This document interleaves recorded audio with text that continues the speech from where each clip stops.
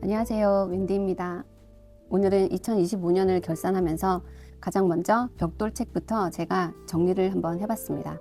2025년 1년 동안 제가 총 11권의 벽돌책을 읽었고요. 페이지 상으로 보면 총 8,200페이지쯤 됩니다. 이 중에서 제가 읽다가 힘들어서 포기할 뻔한 책도 있었고, 또 가장 좋았던 베스트도 있었으니까 그 부분을 이야기해 보려고 해요. 그리고 영상 마지막에는 벽돌책을 읽다가 포기하고 싶었을 때 저는 어떻게 끝까지 완독을 했는지 루틴 3가지 정도를 정리해서 알려드릴게요. 그러니까 영상을 끝까지 시청해주세요. 장르별로는 고전소설을 4권 읽었고 현대문학을 2권 읽었습니다. 그리고 인문학을 2권, 철학책 1권, 또 그 유명한 파우스트와 일리아스를 읽었어요. 제가 오늘 소개해드릴 베스트 책과 가장 읽기 힘들었던 책을 제외한 나머지 책은 핵심 메시지를 자막으로 넣어드릴 테니까 빠르게 한번 보시면 될 것 같습니다. 그럼 먼저 저에게 가장 힘들었던 고비 책부터 갈게요. 올해 저에게 가장 큰 고비를 주었던 책은 괴테의 파우스트였습니다. 괴테의 파우스트는 총 701페이지라 두께는 그렇게 두껍진 않은데 또 희곡이라서 읽는 것이 아주 힘들지도 않았어요. 그런데 읽다가 왜 고비를 만났냐 하면 내용이 너무너무 방대하고 시공간을 막 초월하잖아요. 그래서 막 헷갈리는 거예요. 제가 만난 고비가 크게 2가지로 나눌 수 있겠는데요. 첫 번째는 상징과 대사의 난이도였어요. 지금 무슨 말을 하는지 이해가 안 되는 순간이 매우 자주 옵니다. 장면도 훅 바뀌고 대사도 현실 대화가 아니라 상징적이라서 독자들에게 굉장히 어려운 면을 제공하죠. 두 번째는 감정의 거리감을 느끼게 되는데요. 파우스트가 갑자기 왜 거기까지 가게 되었는지 그 부분을 이해하려고 노력을 하다 보니까 이 파우스트라는 인물에 대한 감정의 이입이 잘 안 되는 거예요. 그렇게 몰입하기보다는 왠지 공부를 해야 할 것 같은 느낌 때문에 자꾸 중간에 그만 읽고 싶어지는 생각이 들었어요. 근데 이 책을 포기하지 않고 끝까지 밀고 가게 되면 마지막에 남는 게 있습니다. 지식과 욕망으로 채우려는 인간은 도대체 어떻게 구원을 받을 수 있을까? 굉장히 철학적인 질문이 남게 되죠. 그리고 그 질문에 생각을 하기 시작하면서 왜 파우스트가 그렇게 온 사방팔방 갑자기 휙 다니고 그랬는지 조금은 이해가 되기 시작합니다. 그리고 작중에서 파우스트가 그렇게 착하지만은 않잖아요. 책임감도 없고 죄도 짓고 그럼에도 결국 구원을 받는데 인간은 죄를 짓고도 구원을 받을 수 있는가 하는 부분에 대해서도 생각할 수 있었고, 아무튼 끝까지 제가 이를 악물고 5기로 읽었는데 읽고 나니까 한 번 더 읽어야겠다라는 생각이 들게 한 책이었습니다. 벽돌책을 꾸준하게 읽게 되는 계기는요, 일단은 제가 벽돌책을 읽는 모임을 운영하고 있긴 하지만 한 권 한 권 읽을 때마다 그 성취감 있죠. 정말 벽돌책을, 두꺼운 책을 부셨다는 느낌? 그 성취감 때문에 계속해서 도전하고 싶어지는 그런 게 있어요. 그리고 왜 벽돌책일까? 이 작가들이 방대하게 작품을 써서 낸 이유가 있을 거 아니에요? 그래서 깊게 긴 호흡으로 꾸준하게 읽어나가면서 무언가를 발견하는 재미? 그런 것 때문에 벽돌책이 은근 중독성이 있습니다. 그럼에도 아무리 유명하다 해도 읽다가 이렇게 파우스트처럼 맞지 않는다는 느낌, 읽기 힘들다는 느낌으로 포기하고 싶어지는 책이 있는가 하면 너무너무 재밌어서 계속해서 읽고 싶다 하는 그런 책도 있기 마련이죠. 저에게 그래서 11권 중에 베스트는 도스토옙스키의 까라마조프가의 형제들이었습니다. 이 까라마조프가의 형제들은 워낙 유명해서 거의 모든 출판사에서 출간을 했다고 해도 과언이 아닌데요. 제가 이번에 읽은 책은 지식을 만드는 지식이라는 출판사 지만지에서 출판한 까라마조프가의 형제들을 읽어보았어요. 총 1, 2, 3권으로 되어 있고요. 한 권 한 권도 이미 벽돌책입니다. 그런데 3권을 모두 합치면 2000쪽이 넘어요.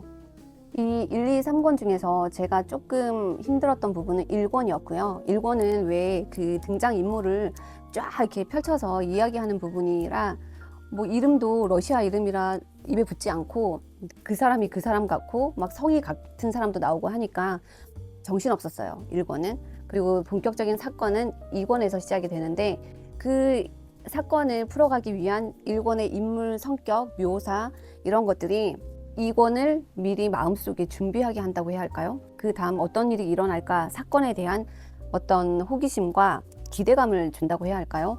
이런 부분에서 도스토옙스키구나 하는 그런 생각을 했습니다. 아마 다른 출판사에서 출간한 도스토옙스키의 까라마조프가의 형제들은 여기에서 1권처럼 인물들 성격 묘사하고 배경을 설명하는 부분만 조금 잘 견뎌내시면 그 다음부터는 굉장히 재밌게 잘 읽으실 수 있을 거예요. 사실 2000쪽이 넘는 이 방대한 분량의 줄거리는 굉장히 간단하죠. 그런데 제가 이 책을 베스트로 뽑았던 이유는 딱 하나예요. 인간의 마음을 끝까지 밀어붙이는 힘. 이 도스토옙스키의 그 필력, 거기에 정말 반했습니다. 이 소설은 선과 악을 나누는 소설이 아니라 한 사람의 마음 안에서 선도 존재하고 악도 존재한다는 걸 보여주는 작품이에요. 신을 믿는 것과 신을 의심하는 것도 마찬가지고 사랑과 증오가 같이 존재하고 정말 하나의 심장에서 두 가지가 모두 다 존재한다는 걸, 인간의 마음은 그렇다는 걸 너무너무 잘 보여준 작품이죠. 그래서 이 책을 읽다 보면 이 작품 속에 나오는 인물들이 그렇게 낯설지가 않습니다. 어디서 본 것 같은데, 누구와 닮았는데, 혹은 나도 이런데, 이런 공감대를 굉장히 크게 형성하는 책이죠. 저는 이런 게 벽돌책을 읽는 쾌감이라고 생각해요. 한 권을 읽고 나서 어떤 정보를 얻는 게 아니라 내가 이 세상을 보는 시야를 조금 더 넓힐 수 있다는 거, 그런 매력이 있는 거예요. 그래서 저에게 2025년 벽돌책 중에 단연 최고는 도스토옙스키의 까라마조프가의 형제들이었습니다. 그리고 이 책은 전달하는 메시지가 명확해요. 인간은 선이든 악이든 모두 가지고 있지만 선택할 권리가 있다. 선을 선택할 것인가, 악을 선택할 것인가. 이 까라마조프가의 형제들이 선택한 선과 악, 그것에 대해서 같이 생각해 보셔도 좋을 것 같습니다. 제가 올해 11권의 벽돌책을 두서 없이 읽긴 했는데요. 읽고 나서 정리를 지금 해보니까 너무 신기한 걸 발견했어요. 이 책들이 모두 흐름이 있더라고요. 일리아스처럼 서사에 시작과 원형이 있는가 하면 총균세, 코스모스, 또 소피의 세계 같은 인문학과 철학을 통해서 세계를 이해하는 어떤 지도가 되고 결국 까라마조프가의 형제들을 통해서 인간을 이해하게 되는 이 넓은 하나의 세계를 11권의 책을 통해 또 만난 것 같습니다. 그러니까 벽돌책은 단순히 두껍기만 한 게 아니라 나의 세계관을 갈아 끼우는 어떤 도구? 그래서 저는 벽돌책을 굉장히 좋아합니다. 마지막으로 제가 벽돌책을 읽으면서 느꼈던 그 읽는 방법에 대해서 잠깐 얘기를 해드릴게요. 꾸준히 벽돌책을 완독하면서 제가 느끼게 된 건 의지보다 반드시 완독해야지 이런 의지보다는 방법이 중요한 것 같아요. 어떻게 읽으면 두꺼운 책을 다 읽을 수 있을까 하는 그 방법. 그래서 저는 이렇게 읽습니다. 일단 제가 벽돌책을 완독하는 모임을 운영하고 있잖아요. 그래서 멤버들에게 방법을 전달하다 보니까 페이지를 제가 나눠드리거든요. 꼭 모임에서 읽지 않더라도 혼자 읽을 때에도 오늘 분량을 미리 정해두는 거예요. 그래서 몇 쪽 읽겠다. 이렇게 1차적으로 목표를 세우고 읽다가 막히는 부분이 있잖아요. 책을 덮고 싶을 때. 이해를 하려고 나의 뇌가 막 고생을 할 때 그때는 그냥 과감하게 글자만 읽습니다.